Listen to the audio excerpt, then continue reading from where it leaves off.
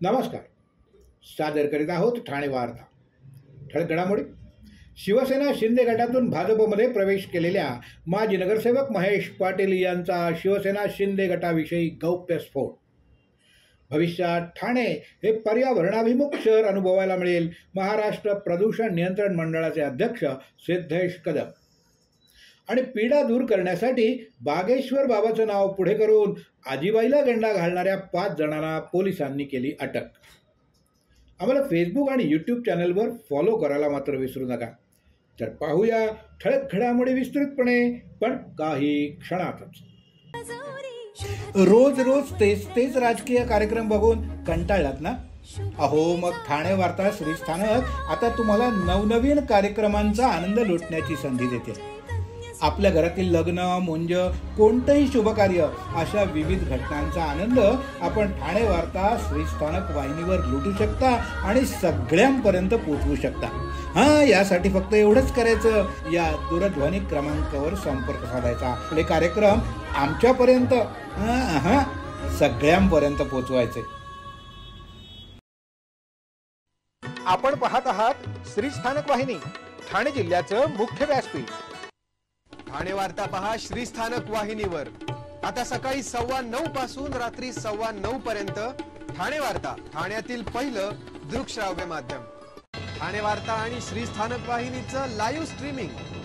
ठाणेवार्ता.com वरील live स्ट्रीमवर click करा आणि अगदी मोबाईलवरही ठाणे वार्ता श्रीस्थानक वाहिनीचा आनंद लुटा. यासाठी आमचं ॲप डाउनलोड करा. ठाणे वार्ता पहा श्रीस्थानक वाहिनीवर. आता सकाळी 9:15 पासून रात्री 9:15 पर्यंत ठाणे वार्ता, ठाण्यातील पहिलं दृकश्राव्य माध्यम. आपण पाहत आहात श्रीस्थानक वाहिनी, ठाणे जिल्ह्याचं मुख्य व्यासपीठ. निवडणुकीच्या तोंडावर भाजप शिवसेनेत फोडाफोडीचं राजकारण सुरूच असून शिवसेना शिंदे गटाचे माजी नगरसेवक महेश पाटील यांनी भाजपामध्ये प्रवेश केलाय. यावेळी कुणाल पाटील याला क्लीन चिट दिली. मला आणि माझ्या मुलाला मारण्याचा कट करणाऱ्या आरोपींना अटक करू नका असा दबाव माझ्या पक्षातील लोक करीत होते, त्यामुळे त्या पक्षात राहणं मला जमलं नाही असं म्हणून शिवसेना शिंदे गटातून भाजपात प्रवेश केलेल्या माजी नगरसेवक महेश पाटील यांनी शिवसेना शिंदे गटाच्या नेत्यांविषयी नाराजी बोलून दाखवली आहे. त्यामुळं राजकीय वर्तुळात एकच खळबळ उडाली. माजी नगरसेवक महेश पाटील, त्यांची बहीण माजी नगरसेविका सुनीता पाटील, माजी नगरसेविका सायली विचारे यांनी आज भाजप प्रदेशाध्यक्ष रवींद्र चव्हाण यांच्या उपस्थितीत भाजपमध्ये प्रवेश केलाय. स्वस्तात 9 दुचाकी देण्याचं प्रलोभन दाखवून सिंदखेडा, धुळे इथल्या दुकलीनं ठाण्यातील केमिस्ट दुकानदाराला तब्बल 5.5 लाखांचा गंडा घातल्याचा प्रकार उघडकीस आलाय. या प्रकरणी वागळे इस्टेट पोलिसांनी ज्ञानेश्वर कोळी आणि दिनेश पाटील या दोघांना अटक केली असून त्यांच्याकडून 7 दुचाकी हस्तगत केल्या. अटकेतील भामट्या दुकलीला ठाणे न्यायालयाचे 1 दिवसाची पोलीस कोठडी सुनावल्याची माहिती पोलिसांनी पत्रकार परिषदेत दिली. दरम्यान नागरिकांनी अशा फसवणुकीला बळी पडू नये असं आवाहन वरिष्ठ पोलीस निरीक्षक शिवाजी गवारे यांनी केलं आहे. वागळे इस्टेट लुईसवाडी इथल्या स्वामी समर्थ मेडिकल दुकान चालवणारे संदीप दशरथ गलांडे यांना अवघ्या 60,000 दुचाकी देण्याचं प्रलोभन कोळी आणि पाटील या दुकलीनं दाखवलं होतं. तसंच काही दुचाकींची छायाचित्र देखील व्हॉट्सॲपवर पाठवून 1 महिन्यात RTO ट्रान्सफर करून देणार असल्याचं सांगितलं. या आमिषाला बळी पडून गलांडे यांनी 9 दुचाकीकरता 5,40,000 रुपयांची रक्कम रोख आणि ऑनलाईन स्वरूपात या दुकलीला पाठवली. मात्र दुचाकी न देता फसवणूक केल्याचं लक्षात येताच गलांडे यांनी तात्काळ वागळे इस्टेट पोलीस ठाण्यात तक्रार दाखल केली. मार्च-एप्रिल 2023 साली घडलेल्या या प्रकाराची गंभीर दखल घेऊन पोलिसांनी या प्रकरणी फसवणुकीचा गुन्हा दुकलीवर दाखल केला. वरिष्ठ पोलीस निरीक्षक शिवाजी गवारे यांच्या मार्गदर्शनाखाली पोलीस उपनिरीक्षक ज्योतिराम भोसले यांच्या पथकानं धुळे, सिंदखेडा या ठिकाणी तांत्रिक पुराव्याच्या आधारे शोध घेऊन 7 दुचाकींसह दुकलीला ताब्यात घेतलं. चौकशीत त्यांनी पैशांची गरज असलेल्या इतर 8 दुचाकी मालकांना बँकेचं कर्ज मंजूर करून देत त्यांच्या दुचाकी स्वतःकडे ठेवून फसवणूक केल्याचं तपासात निष्पन्न झालं आहे. निष्ठा राहिली नाही, निष्ठेची विष्ठा झाली, असं प्रतिपादन राष्ट्रवादी शरद पवार गटाचे आमदार जितेंद्र आव्हाड यांनी केलं आहे. मुंब्रा इथं MCAचं पहिलं नेट ग्राउंड तयार करण्यात येत असून त्याची पाहणी आमदार जितेंद्र आव्हाड यांनी केली. यावेळी ते बोलत होते. MCAचं पहिलं नेट असून वुमन्स क्रिकेटसाठी या ठिकाणी सोय उपलब्ध झाली आहे. तरुणांना ट्रेनिंग सेंटर जवळ असेल आणि याचा पालकांना फायदाच होईल असं सांगून BKCच्या धर्तीवर आम्ही MCAचं ग्राउंड बनवत आहोत असं त्यांनी सांगितलं. पुढील 8 ते 10 दिवसात याचं उद्घाटन होणार असल्याचं ते म्हणाले. तसंच जे मुंबईमध्ये रेस कोर्सवर डाव लावले जातात तसे आता डाव लावले जात आहेत. निष्ठा तर राहिलीच नाही, निष्ठेची विष्ठा झाली आहे असं सांगत याची सर्वात जास्त झळ मी सोसली असल्याचं त्यांनी सांगितलं. सौभाग्यवती निवडणूक रिंगणात उतरल्या असून त्या संदर्भात प्रश्न उभे राहिले आहेत. त्यांना विचारा असं त्यांनी सांगितलं. त्या स्वतंत्र विचारांच्या आहेत, त्यांची एक वेगळी पार्श्वभूमी आहे. त्यांना जे काही बोलायचं ते बोलू द्या, तिचा प्रश्न आहे तो त्यांना विचारा असं ते म्हणाले. वयोवृद्ध आजीबाईंच्या सोबत विश्वास संपादन करून वेगवेगळी आमिष दाखवून 2 वर्षात 24 लाख रुपये लुटले गेले. इतकंच नाही तर तुम्ही संकटात आहात, तुमची आर्थिक चणचण दूर होणार आहे, यासाठी बागेश्वर बाबा यांची पूजा करावी लागते असं सांगून एका व्यक्तीला तो बागेश्वर बाबा असं दाखवलं. आजींसोबत बोलणं करून दिलं. अखेर या प्रकरणात उल्हासनगरच्या विठ्ठलवाडी पोलीस ठाण्याच्या पोलिसांनी 5 जणांना अटक केली. करिश्मा दुधानी, साहिल दुधानी, उषा शर्मा, यश शर्मा आणि लवीना शर्मा असे अटक केलेल्या आरोपींची नावं आहेत. पोलिसांनी त्यांच्याकडून 7 लाख रुपये हस्तगत केले असून या प्रकरणाचा पुढील तपास सुरू आहे. आजींकडे काम करणाऱ्या रेखा नावाच्या एका मोलकरणीनं या आरोपींची ओळख त्यांना करून दिली. आधी 25 लाखाचा 10 लाखात मिळवून देतो असं सांगून 10 लाख रुपये उकळले. त्यानंतर बागेश्वर बाबा यांना तुमच्या घरी बोलावून पूजा केली जाईल असं सांगून वेळोवेळी आजींकडून तिचे दागिने घेतले गेले. मनसेनं वाहतूक कोंडी टाळण्यासाठी अवजड वाहनांच्या प्रवेशबंदीची मागणी करून वाहतूक शाखेत वरिष्ठ पोलीस निरीक्षकांना सांकेतिक डंपर भेट दिली. कल्याण पूर्वेमध्ये अवजड वाहनामुळे वाहतूक कोंडी होत होती. महाराष्ट्र नवनिर्माण सेना पदाधिकाऱ्यांनी कल्याण पूर्वेकडील कोळसेवाडी वाहतूक शाखेत वरिष्ठ पोलीस निरीक्षक सचिन सांडभोर यांना एक सांकेतिक डंपर ट्रक भेट देऊन 7 दिवसाच्या आत कल्याण पूर्वेतील अवजड वाहनांची वाहतूक बंद करावी अशी मागणी केली. 7 दिवसात त्यांची मागणी पूर्ण झाली नाही तर महाराष्ट्र नवनिर्माण सेना आपल्या स्टाईलनं नागरिकांना वाहतूक कोंडीतून सुटका करून देणार असा इशारा पोलिसांना देण्यात आला. रोज रोज तेच राजकीय कार्यक्रम बघून कंटाळलात ना? अहो मग ठाणे वार्ता श्रीस्थानक आता तुम्हाला नवनवीन कार्यक्रमांचा आनंद लुटण्याची संधी देते. आपल्या घरातील लग्न, मुंज, कोणतंही शुभकार्य अशा विविध घटनांचा आनंद आपण ठाणे वार्ता श्रीस्थानक वाहिनीवर लुटू शकता आणि सगळ्यांपर्यंत पोहोचवू शकता. यासाठी फक्त एवढंच करायचं, या दूरध्वनी क्रमांकावर संपर्क साधायचा. आपले कार्यक्रम आमच्यापर्यंत सगळ्यांपर्यंत पोहोचवायचे. आपण पाहत आहात श्रीस्थानक वाहिनी, ठाणे जिल्ह्याचं मुख्य व्यासपीठ. ठाणे वार्ता पहा श्रीस्थानक वाहिनीवर. आता सकाळी 9:15 पासून रात्री 9:15 पर्यंत ठाणे वार्ता, ठाण्यातील पहिलं दृकश्राव्य माध्यम. ठाणे वार्ता आणि श्रीस्थानक वाहिनीचं लाईव्ह स्ट्रीमिंग ठाणेवार्ता.com वरील लाईव्ह स्ट्रीमवर क्लिक करा आणि अगदी मोबाईलवरही ठाणे वार्ता श्रीस्थानक वाहिनीचा आनंद लुटा. यासाठी आमचं ॲप डाउनलोड करा. ठाणे वार्ता पहा श्रीस्थानक वाहिनीवर. आता सकाळी 9:15 पासून रात्री 9:15 पर्यंत ठाणे वार्ता, ठाण्यातील पहिलं दृकश्राव्य माध्यम. आपण पाहत आहात श्रीस्थानक वाहिनी, ठाणे जिल्ह्याचं मुख्य व्यासपीठ. भिवंडीत रस्ते रुंदीकरण कामाला सुरुवात झाली असून बाधित मालमत्ताधारकांनी या कामाला विरोध दर्शवला.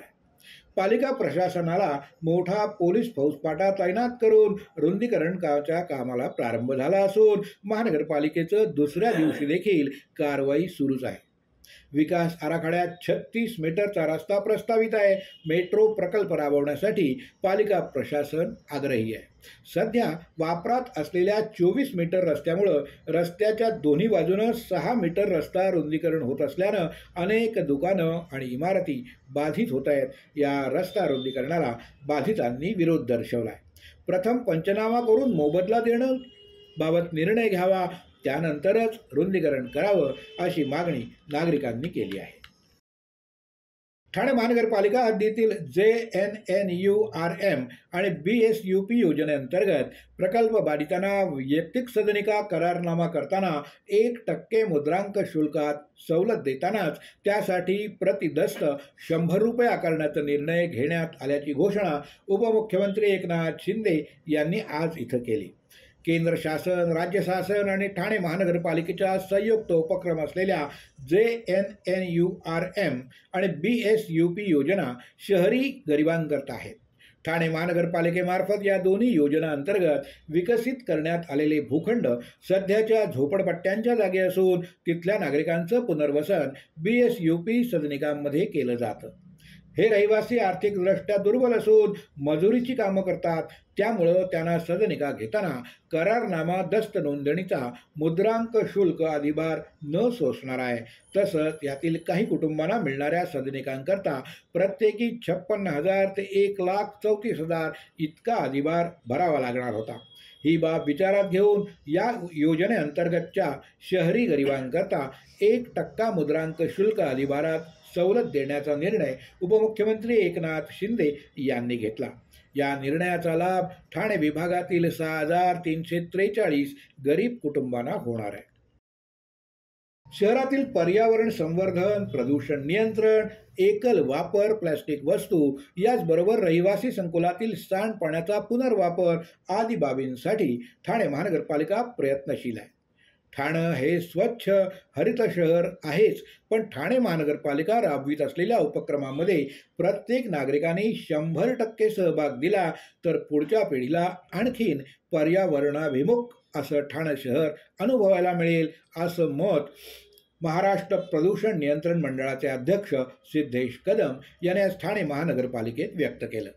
यावेळी घनकचरा व्यवस्थापन विभाग, मलनिस्सारण विभाग, प्रदूषण नियंत्रण विभाग, पशुवैद्यकीय विभाग राबवित असलेल्या उपक्रमांचं सादरीकरण प्रशासनाकडून करण्यात आलं.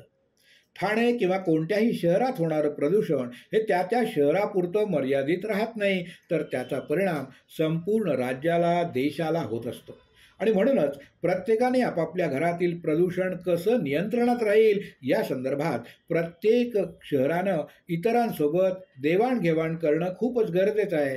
शहरात बांधकाम चालू असलेल्या इमारतीमुळे प्रदूषण होऊ नये यासाठी रेडी मिक्स प्लांटला आच्छादन करणं, रेडी मिक्स वाहतुकीसाठी वापरण्यात येणाऱ्या वाहनांचे टायर धुणं अशा विविध बाबी संदर्भात महाराष्ट्र प्रदूषण नियंत्रण मंडळानं यापूर्वीच महानगरपालिकेला निर्देश दिले असून त्याची अंमलबजावणी होत असून ती अधिकाधिक प्रभावीपणानं होणं गरजेचं असल्याचं अध्यक्षांनी यावेळी नमूद केलं. शहरात येणाऱ्या मोठ्या वाहनांचे टायर हे शहराच्या प्रवेशद्वारावर धुतले गेले तर त्या टायरमधून शहरात होणारं धुळीचं प्रमाण कमी होईल आणि त्या माध्यमातून रस्त्यावरची धूळ नियंत्रणात येईल, असं ते म्हणाले. तसंच नागरिक देखील जास्तीत जास्त प्रमाणात सार्वजनिक वाहनांचा वापर कसा करतील यासाठी ॲक्शन प्लॅन तयार करण्याच्या सूचना अध्यक्षांनी या बैठकीत दिल्या. ठाणे जिल्हाधिकारी कार्यालयाच्या समिती सभागृहात माजी पंतप्रधान श्रीमती इंदिरा गांधी यांच्या जयंतीनिमित्तानं त्यांच्या प्रतिमेला जिल्हाधिकारी डॉक्टर श्रीकृष्ण पांचाळ यांच्या हस्ते पुष्पहार अर्पण करून अभिवादन करण्यात आलं.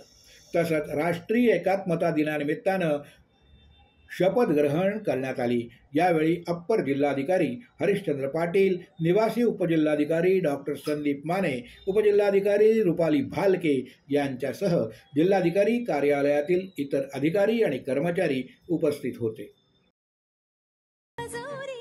रोज रोज तेच राजकीय कार्यक्रम बघून कंटाळलात ना? अहो, मग ठाणे वार्ता श्रीस्थानक आता तुम्हाला नवनवीन कार्यक्रमांचा आनंद लुटण्याची संधी देते. आपल्या घरातील लग्न, मुंज, कोणतंही शुभकार्य अशा विविध घटनांचा आनंद आपण ठाणे वार्ता श्रीस्थानक वाहिनीवर लुटू शकता आणि सगळ्यांपर्यंत पोहोचवू शकता. यासाठी फक्त एवढंच करायचं, या दूरध्वनी क्रमांकावर संपर्क साधायचा. आपले कार्यक्रम आमच्यापर्यंत सगळ्यांपर्यंत पोहोचवायचे. अहो, आपण आपलं घर स्वच्छ, सुंदर, नीटनेटकं ठेवतो ना, मग आपण आपल्या शहराच्या बाबतीत उदासीन का? आपलं शहर स्वच्छ, सुंदर आणि नीटनेटकं ठेवणं ही आपली जबाबदारी आहे, हो ना?